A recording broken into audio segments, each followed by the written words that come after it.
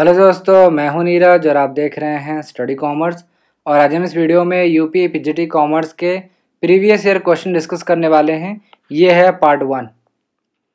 आप हमारे लेक्चर के पीडीएफ भी डाउनलोड कर सकते हैं एट जस्ट ₹100। आप इस दिए गए नंबर पे हमें पे कर सकते हैं। नंबर है 7317240017। आप हमें फ़ोनपे, गूगल पे या किसी भी यूपीआई के थ्रू पेमेंट कर सकते हैं।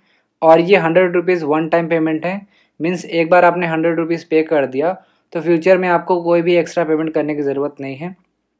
इस ₹100 में आपको डेली एमसीक्यूज़ भी प्रोवाइड किया जाएगा ताकि आपकी प्रिपरेशन होती रहे। अगर आपको अभी भी कोई डाउट है तो आप व्हाट्सएप पे हमें कांटेक्ट कर सकते हैं इस दिए गए नंबर पे। इस वीडियो में हम यूपी पीजीटी कॉमर्स के जो प्रीवियस ईयर क्वेश्चंस हैं उनको डिस्कस करने वाले हैं अलग अलग पार्ट में। जैसे ये है पार्ट 1। पार्ट 1 में हम जो भी बिजनेस मैनेजमेंट से जो भी क्वेश्चन पूछे गए हैं उसको हम डिस्कस करेंगे। इसी तरीके से आने वाले पार्ट्स में हम अलग अलग सब्जेक्ट के जो भी क्वेश्चन होंगे वो हम डिस्कस करेंगे। यहाँ पे मैं 10 क्वेश्चन लेके आया हूँ और सिर्फ मैं क्वेश्चन और आंसर नहीं बताऊँगा बल्कि एक्सप्लेनेशन भी दूंगा। तो 10 क्वेश्चन हैं। 10 क्वेश्चन आपके सामने स्क्रीन के रहेंगे। अब मैं चाहता हूं कि क्वेश्चन देखने के बाद आप खुद से पहले अटेम्प्ट करें कमेंट बॉक्स में, उसके बाद ही एक्सप्लेनेशन देखें। तो आइए क्वेश्चन स्टार्ट करते हैं। फर्स्ट क्वेश्चन कह रहा है कि planning, organising, directing and controlling ये क्या है? क्या ये मैनेजमेंट के फंक्शंस हैं? क्या ये मैनेजमेंट के गोल हैं? क्या ये रिजल्ट है या फिर all of the above? Video को पॉज करके कमेंट बॉक्स में इस क्वेश्चन को अटेम्प्ट करिए, तब तक मैं आपको एक्सप्लेनेशन देता हूँ। देखिए, ये क्वेश्चन बहुत ही इजी है। आप सभी ने फंक्शंस ऑफ मैनेजमेंट पढ़ा हुआ है जिसमें planning, organising, staffing, directing, controlling ये होता है। तो ये चारों क्या हैं? फंक्शन हैं मैनेजमेंट के। एक बार जान लेते हैं। देखिए, जो मैनेजमेंट फंक्शंस हैं वो अलग अलग मैनेजमेंट थिंकर ने अलग अलग दिया है। यानी किसी ने मैनेजमेंट फंक्शन 4 दिए हैं, किसी ने 5 दिए हैं, या अलग अलग सभी ने दिया है। तो यहाँ पे कुंटज और ओडोनल जो है इन्होंने 5 फंक्शन दिए हैं ऑफ मैनेजमेंट, और जो वाइडली एक्सेप्टेड है यानी जनरली सभी लोग इसको एक्सेप्ट करते हैं। फर्स्ट होता है प्लानिंग, सेकंड है ऑर्गेनाइजिंग, थर्ड है स्टाफिंग, फोर्थ है डायरेक्टिंग और लास्ट है कंट्रोलिंग। यहाँ पे आप ये एक चीज़ याद रखिएगा कि फर्स्ट होता है प्लानिंग और लास्ट होता है कंट्रोलिंग। आपको फर्स्ट और लास्ट तो पता होना चाहिए कि क्या होता है, क्योंकि कई बार क्वेश्चन में आपसे सीक्वेंस पूछ लेते हैं।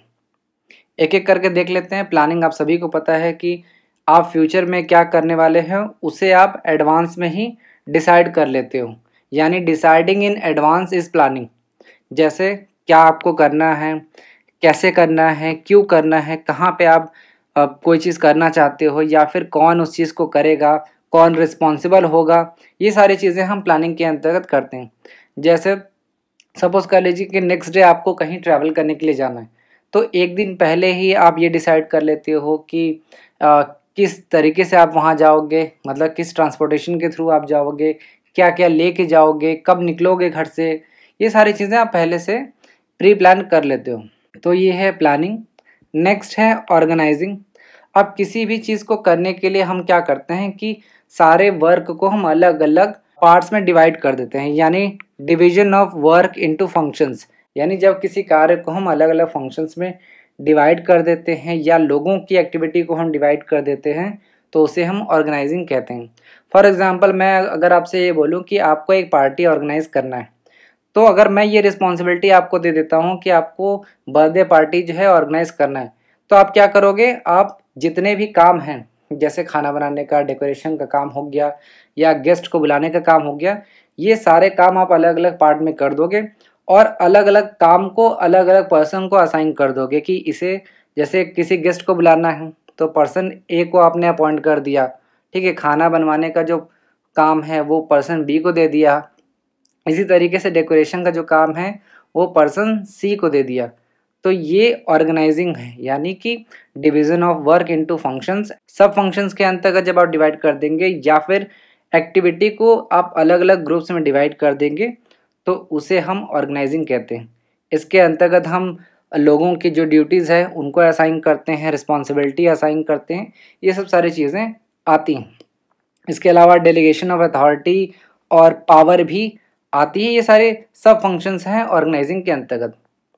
नेक्स्ट है स्टाफिंग। स्टाफिंग मतलब आप जानते हैं नियुक्त करना, यानी पुटिंग पीपल इनटू जॉब, लोगों को जॉब में रखना ही स्टाफिंग है। स्टाफिंग के अंतर्गत भी कुछ फंक्शंस आते हैं, जैसे रिक्रूटमेंट। आप रिक्रूटमेंट निकालोगे तभी तो स्टाफिंग करोगे, तो रिक्रूटमेंट हो गया, सिलेक्शन है या फिर डेवलपमेंट है, ये सारी चीज़ें स्टाफिंग के अंतर्गत आती हैं। मुझे पता है कि आप ये सारे टर्मिनोलॉजी पहले से पढ़ चुके होंगे, इसलिए मैं बहुत डीप में नहीं बता रहा हूँ। आप सब ये सारी चीज़ें जानते ही हो, मैं सिर्फ रिवाइज करा रहा हूँ। नेक्स्ट है डायरेक्टिंग। डायरेक्टिंग का मतलब क्या है? डायरेक्शन, निर्देश देना। इसी तरीके से डायरेक्शन को हम बोलते हैं गाइड करना या लीड करना। जब हम लोगों को, ऑर्गेनाइजेशन में जितने भी एम्प्लॉयज़ होते हैं उनको लीड करते हैं या गाइड करते हैं तो उसे हम डायरेक्शन कहते हैं। यहाँ पे ये चीज़ ध्यान रखिएगा कि डायरेक्टिंग का मतलब ये नहीं कि आपने कोई निर्देश दे दिया, यानी इंस्ट्रक्शन देना डायरेक्टिंग नहीं है। डायरेक्टिंग का मतलब ये है कि आप लोगों को बताओगे, चीज़ों को डायरेक्ट करोगे कि कैसे करना है। सिर्फ आपको ऑर्डर नहीं पास करना है, आपको बताना भी है कि लोग कैसे काम करेंगे। तो यहाँ पे डायरेक्टिंग एक प्रोसेस होता है ऑफ सुपरवाइजिंग। आप लोगों को बता रहे हो, गाइड कर रहे हो, लोगों को मोटिवेट कर रहे हो, ये सारी चीज़ें डायरेक्टिंग के अंतर्गत आती हैं। लास्ट फंक्शन है कंट्रोलिंग। कंट्रोलिंग का मतलब होता है नियंत्रण। तो कंट्रोलिंग हमें ये बताता है कि जो भी रिसोर्सेज हमारे पास हैं, क्या वो हमें प्राप्त हुए हैं या नहीं हुए हैं, क्या हम उसका सही तरीके से इस्तेमाल कर रहे हैं या नहीं कर रहे हैं, और जो भी हमने प्लान किया है क्या उसे हम सही तरीके से एग्जीक्यूट कर रहे हैं या नहीं कर रहे हैं। बेसिकली जो कंट्रोलिंग है वो प्लान को प्रॉपर तरीके से एग्जीक्यूट करने में हमें मदद करता है। फॉर एग्जांपल, अगर हमने एक स्टैंडर्ड सेट कर दिया है कि किसी एक यूनिट को बनाने में 1000 रुपीज़ लगेगा और एक्चुअल में जो पैसा लगा वो क्या लगा, 1200 रुपये लगा। तो यहाँ पे हम ये देख रहे हैं कि 200 रुपये एक्सेस यहाँ पे लग गया है।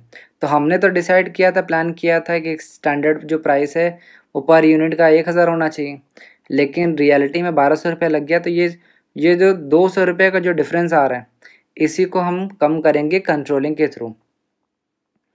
तो क्वेश्चन में पूछा गया था कि प्लानिंग, ऑर्गेनाइजिंग, डायरेक्टिंग और कंट्रोलिंग ये क्या है, तो ये फंक्शंस हैं मैनेजमेंट के। तो करेक्ट आंसर हो जाएगा ए।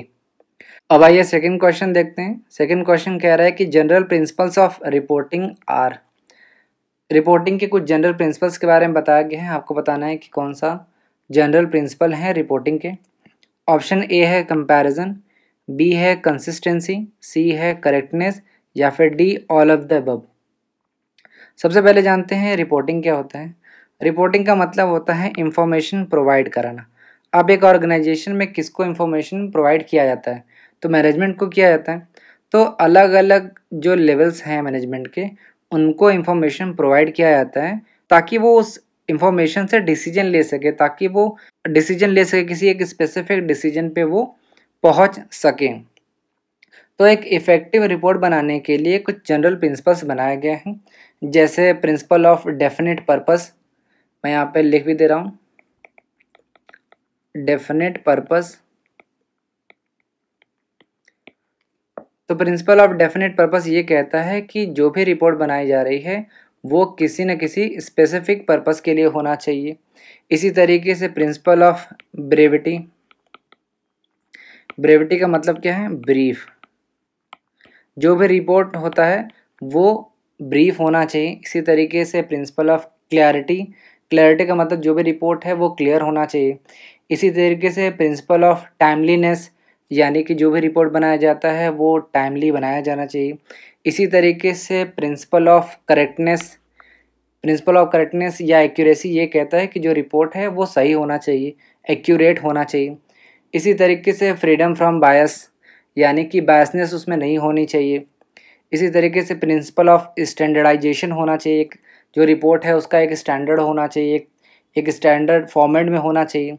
इसी तरीके से रिपोर्ट जो है वो इकोनॉमिकल होना चाहिए, यानी कम खर्चीला होना चाहिए। इसी तरीके से कंपैरिजन, रिपोर्ट को कंपैरिजन के लायक होना चाहिए, कंसिस्टेंसी उसमें होनी चाहिए।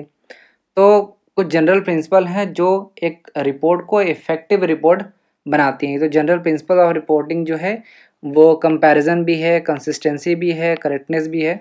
ये तीनों जो हैं वो जनरल प्रिंसिपल हैं रिपोर्टिंग के लिए, यानी एक अच्छे रिपोर्ट को बनाने के लिए हमें इन चीज़ों का ध्यान रखना चाहिए। तो करेक्ट आंसर हो जाएगा डी।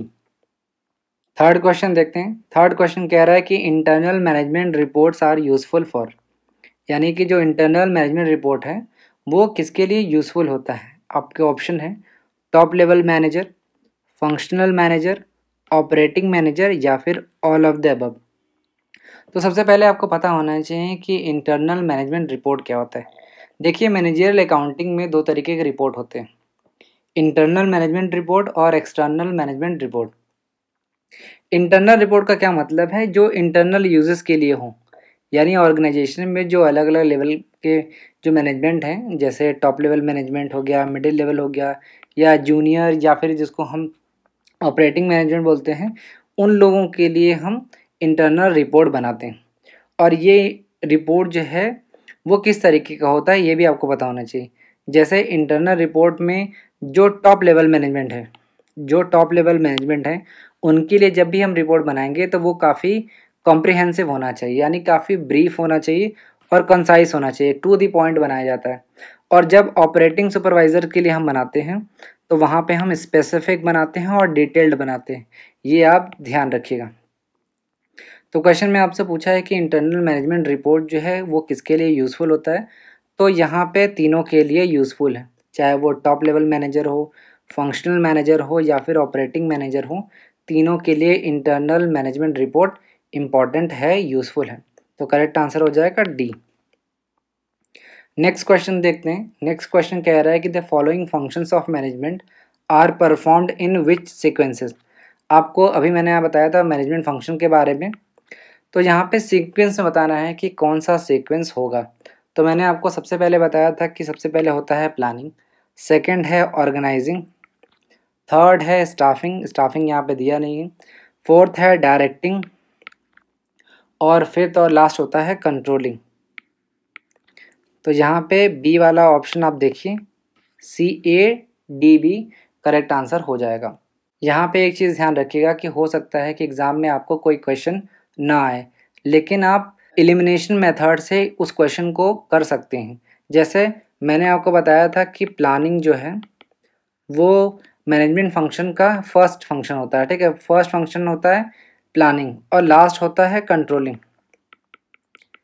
ये मैंने आपको बताया था। तो फर्स्ट प्लानिंग हो जाएगा, यानी सी वाला आपको ऑप्शन फर्स्ट देखना होगा। तो देखिए फर्स्ट वाले में ए दिया हुआ है जबकि सी होना चाहिए, और कंट्रोलिंग जो है वो लास्ट होता है, यानी लास्ट में बी आना चाहिए। तो यहाँ पे देखिए इस वाले में बी नहीं आ रहा है, यानी दो आपने ऑप्शन पहले ही एलिमिनेट कर दिया। तो इस तरीके से भी आप एग्ज़ाम में क्वेश्चन कर सकते हैं। तो फोर्थ क्वेश्चन का करेक्ट आंसर हो जाएगा बी। अब फिफ्थ क्वेश्चन पे आगे बढ़ते हैं। फिफ्थ क्वेश्चन कह रहा है कि who said management is a profession, किसने मैनेजमेंट को एक प्रोफेशन कहा है, पेशा कहा है। तो ये कहा है हेनरी फ्योल ने। तो करेक्ट आंसर हो जाएगा D, Henry Fayol. Six question को देखते हैं। छठा क्वेश्चन कह रहा है कि father of scientific management is, scientific management के फादर किसको कहा जाता है। क्या हेनरी फ्योल है, एल्टन मेयो, FW टेलर या फिर हर्बर्ट साइमंड। ये बहुत इजी क्वेश्चन है, आई एम श्योर आप सभी ने ये क्वेश्चन गेस कर लिया होगा। फादर ऑफ साइंटिफिक मैनेजमेंट जो है वो FW टेलर है। इसके अलावा बाकियों के बारे में भी आपको कुछ ना कुछ पता होना चाहिए, जैसे हेनरी फ्योल को हम फादर ऑफ मैनेजमेंट कहते हैं, ये आपको पता होना चाहिए। एल्टन मेयो को आप फादर ऑफ ह्यूमन रिलेशन कहते हैं,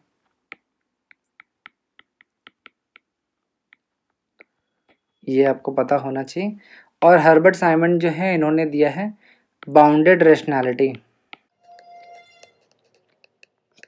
हर्बर्ट साइमंड ने बाउंडेड रेशनैलिटी दिया है। तो सिक्स का करेक्ट आंसर हो जाएगा सी। अब देखते हैं question number 7। Principle of scalar chain given by, scalar chain जो प्रिंसिपल है उसको किसने दिया है।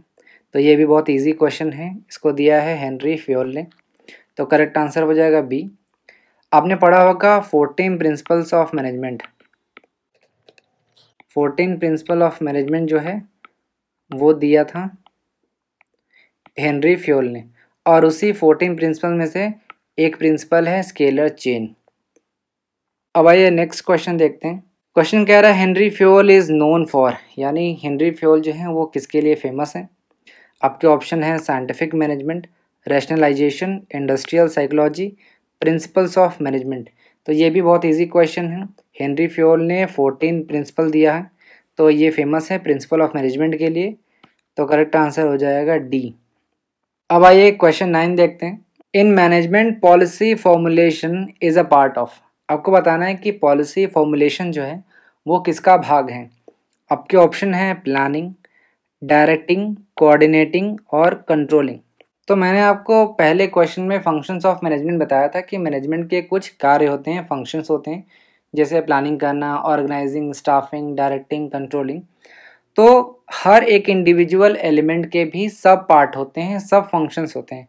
जैसे प्लानिंग, तो प्लानिंग के भी कुछ सब फंक्शंस होंगे और डायरेक्टिंग के भी कुछ सब फंक्शंस होंगे। इसी तरीके से कोऑर्डिनेटिंग के भी कुछ सब फंक्शंस होंगे और कंट्रोलिंग के भी कुछ सब फंक्शंस या पार्ट होंगे। यहाँ पे पॉलिसी फॉर्मुलेशन के बारे में पूछा है कि ये किसका भाग है, तो ये पार्ट है प्लानिंग का। अब देखिए कुछ सब फंक्शंस के बारे में मैं आपको बता दे रहा हूँ यहाँ पे, बाकी आप पढ़ लीजिएगा। यहाँ पे सब फंक्शंस मैं आपको बता रहा हूँ प्लानिंग का, यानी प्लानिंग के अंतर्गत भी कुछ चीज़ें आएंगी, वो मैं आपको बता दे रहा हूँ। जैसे फर्स्ट है फॉरकास्टिंग, सेकंड है डिसीजन मेकिंग, थर्ड है स्ट्रैटेजी फॉर्मुलेशन, फोर्थ है पॉलिसी फॉर्मुलेशन, नेक्स्ट है प्रोग्रामिंग,